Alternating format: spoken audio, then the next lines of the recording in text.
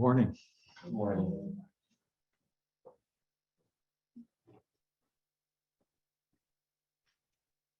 Last Wednesday, I got an email from Neoze asking if I would if I wanted to take a stab at giving a talk today.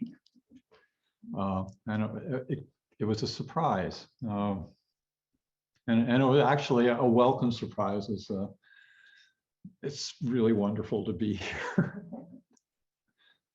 This pandemic has been going on for a long time, way too long. And I've been away from the mountain here for too long.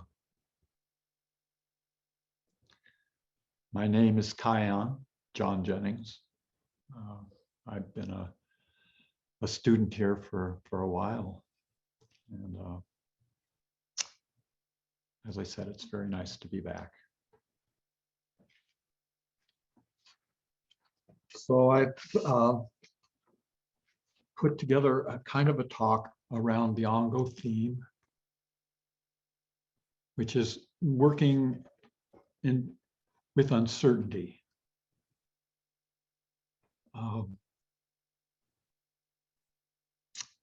Today is the end of the first week of Ongo.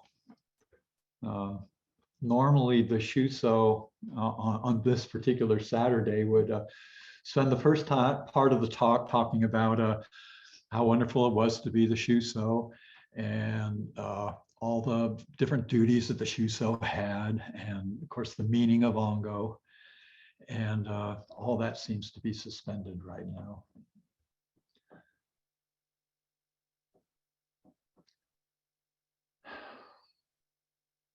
This winter practice is not normal.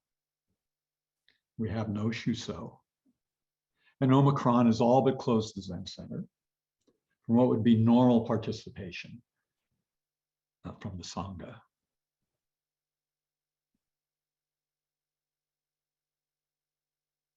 This means that in a way, especially the folks out there in the internet land, we become our own Shuso at this time, at this Ongo, when we're practicing at home. We have to take responsibility for our practice.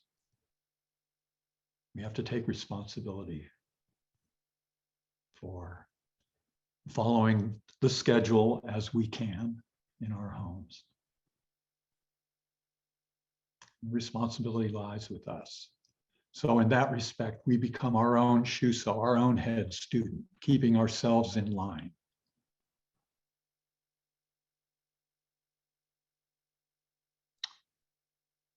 As I said, the theme for this practice period is working with times of uncertainty.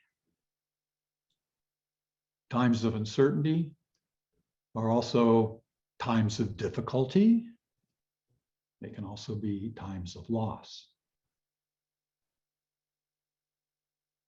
These things can be arranged in a Venn diagram as circles that overlap.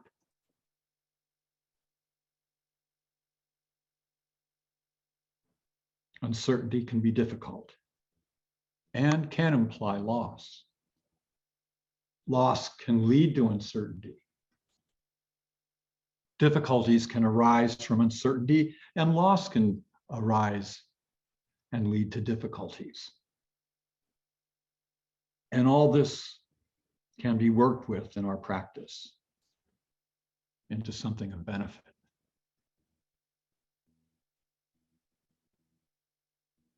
I'd like to start with a poem by Stonehouse, who is a Chinese Zen monk, hermit, and poet. He says, "Don't think a mountain home means you're free.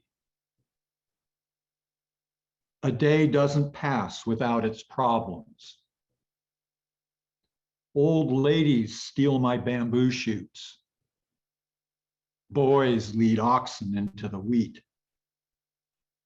Grubs and beetles destroy my greens. Boars and squirrels devour the rice. When what happens isn't what you expect, forget it and turn to yourself.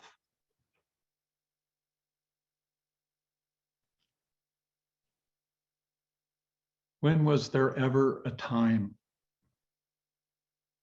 of certainty? I could say it again. When was there ever a time? When was there ever not a time of uncertainty? Is it our fate as human beings to be living constantly in uncertainty? Of what can we be certain? There's the old saw that says, there's nothing certain but death and taxes. And that seems to be at least partly true. Taxes come and go, but about death, there seems to be no question. It is a certainty. And for us, it is the ground of impermanence.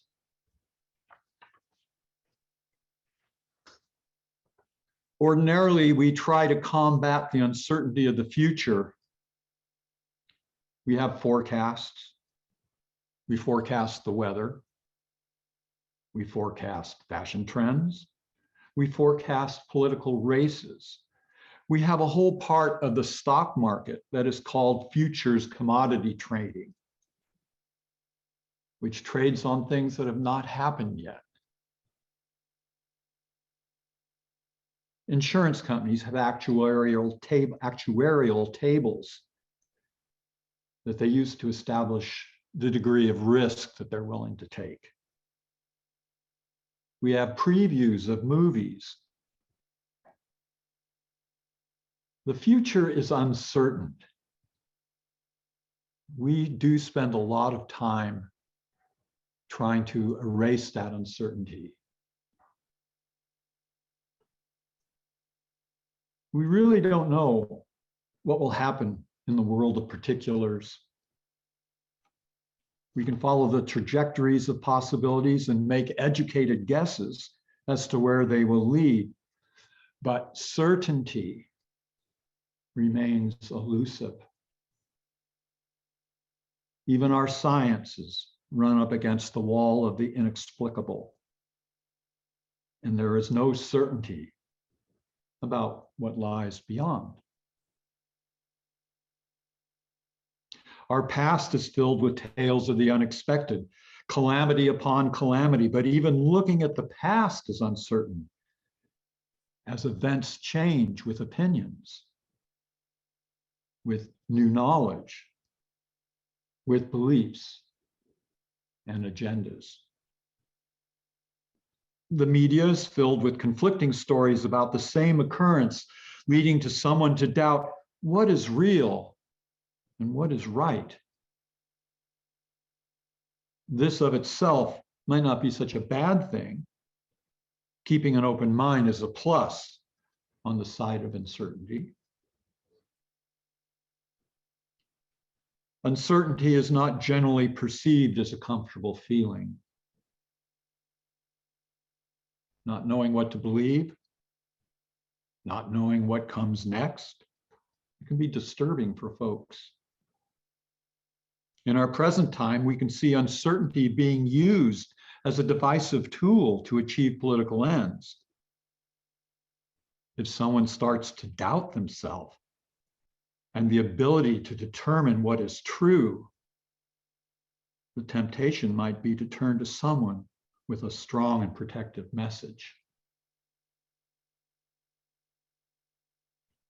So it might appear that our situation is one of uncertainty of past, of present, and of future. I find it interesting that our uncertainty about the past and future always takes place in the present. And for us, that is the first clue for living in uncertain times and working with uncertainty. Suzuki Roshi said that we should practice with beginner's mind. Is there anything more uncertain than a beginner?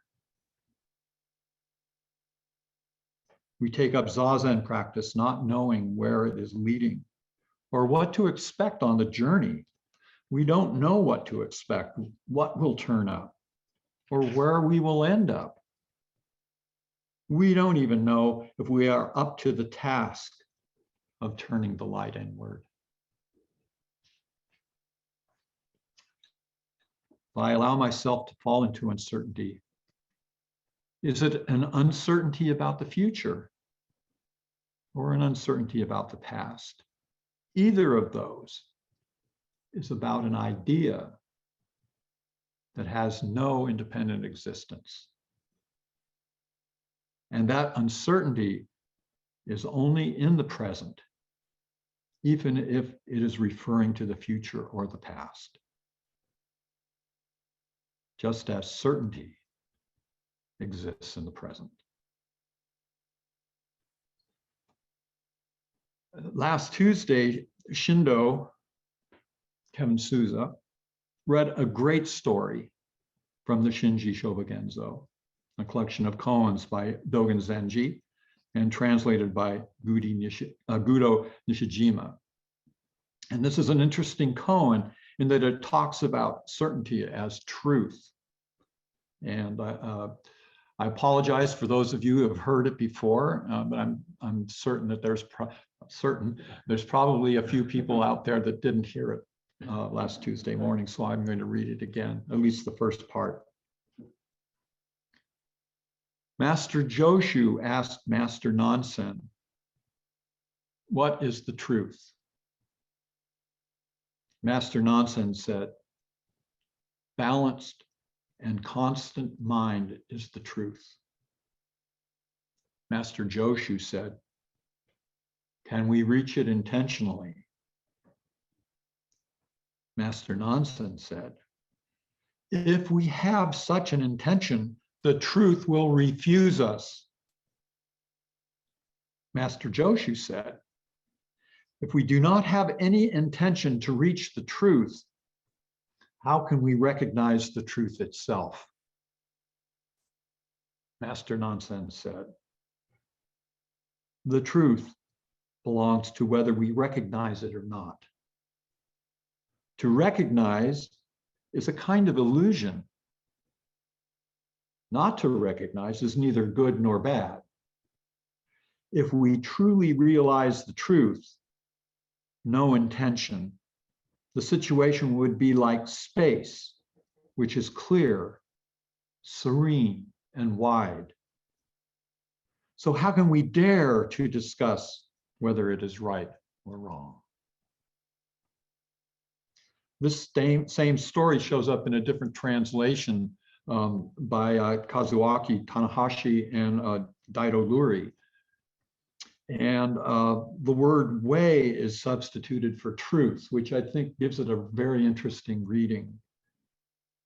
When Joshu asks, "What is the way?" and Nansen says, "Balanced and constant mind is the way."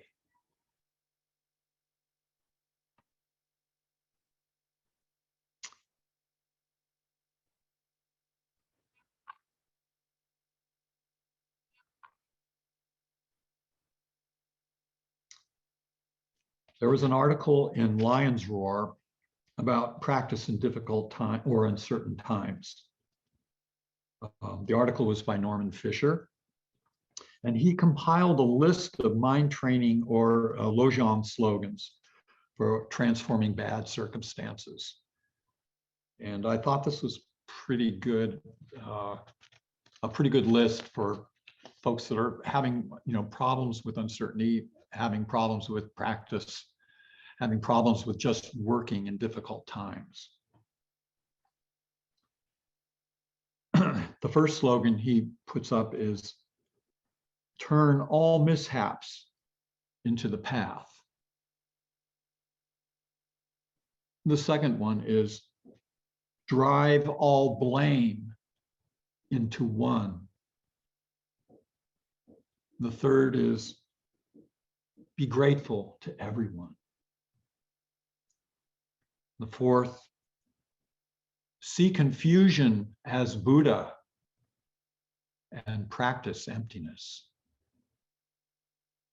The fifth we're familiar with, it's do good, avoid evil. This is like Shawaka Makusa. And the last is whatever you meet is the path.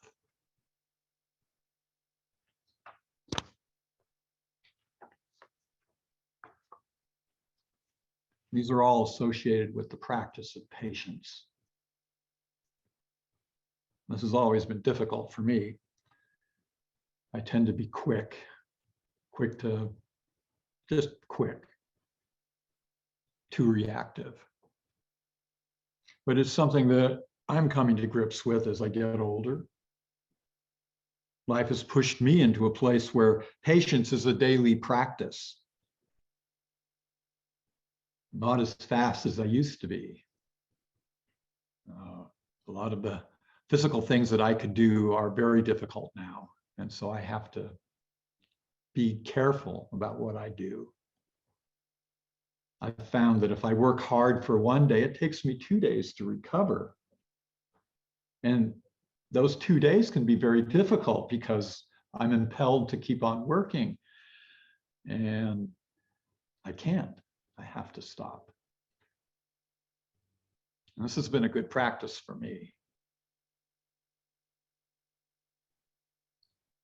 I've become more of a listener these days rather than a talker. Seeing all mishaps as part of our practice seems counterintuitive. We like to move on from our mistakes or our difficult situations as quickly as possible. They're uncomfortable to hang out with. And we usually don't want to own them. Or we can obsess about them and become victims. It requires bravery and patience with oneself to look deeply at our mishaps. And it requires acceptance of the situation. And this is driving all blame into one with our acceptance. We're no longer pushing it out there. We accept it. Be grateful to everyone is subtle and profound. It means seeing everyone as your teacher or as your mother. It means seeing our interconnectedness, and is easier said than done. Our opinions about the other are held deeply, and this is why it is part of our practice. We do have to train our minds in a different way of seeing. Seeing confusion as Buddha is recognizing an opportunity for letting go of our ideas about how things should be. To sit serenely in the midst of chaos, not attached to an outcome. This is practicing emptiness. Doing good is a positive action that can change everything. Just greeting people, just smiling, just being attentive draws us out of our self-centeredness and brings us into community, into communion. Not doing evil, we watch carefully our interactions so that we aren't causing harm by word or deed. This is Shawaka Makusa from the Shobogenzo and also from the Dhammapada. The last, whatever you meet is the way, can also be said, whatever you meet is your life. I feel this is the sum of the other 5 slogans. It is empowering. And it puts the responsibility right back on us.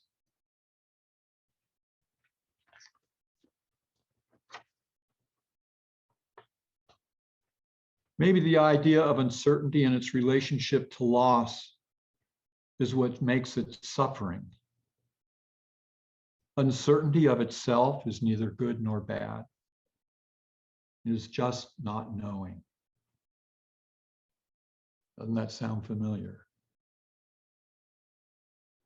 Isn't that manifested in our practice?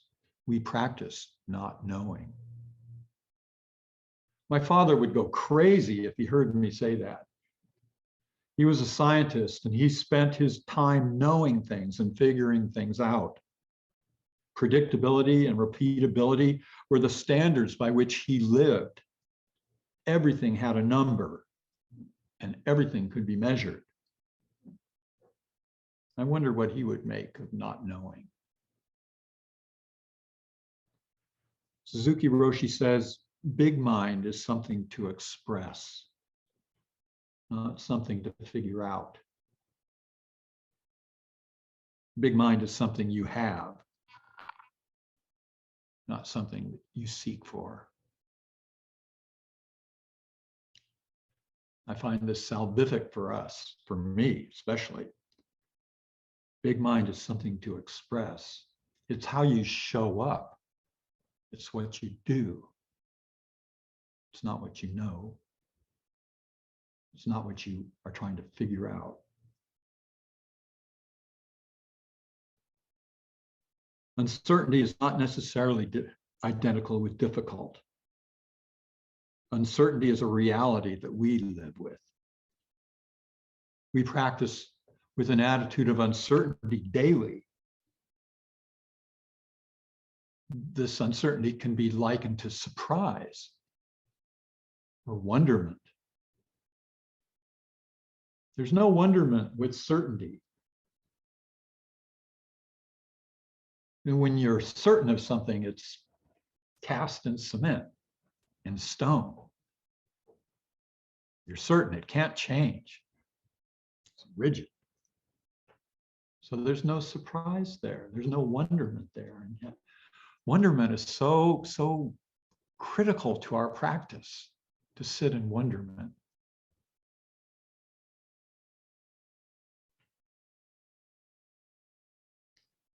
Difficulty is a different matter. Where uncertainty is part of our existence, difficulty can be of our own making and probably is. It is true that sometimes external events and circumstances can create difficulties, but generally speaking, it is our attitude towards difficulties that makes them so difficult.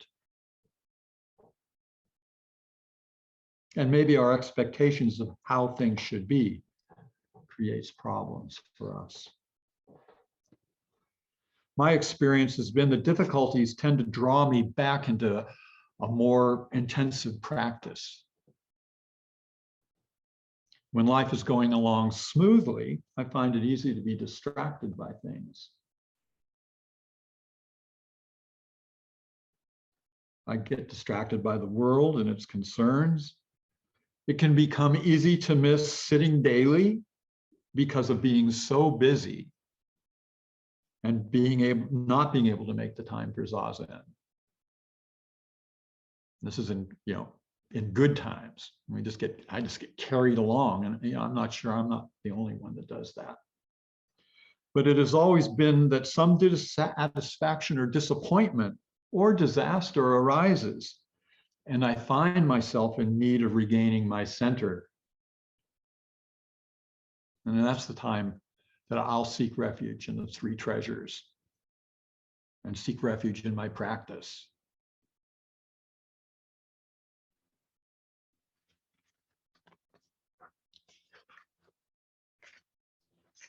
So these are just a few of the thoughts that I had over what it means to work with uncertainty. And I would close this talk with a short reading from the Shobogenzo Zumonki. This is a Dharma talk that was given at the beginning of Ongo in 1236.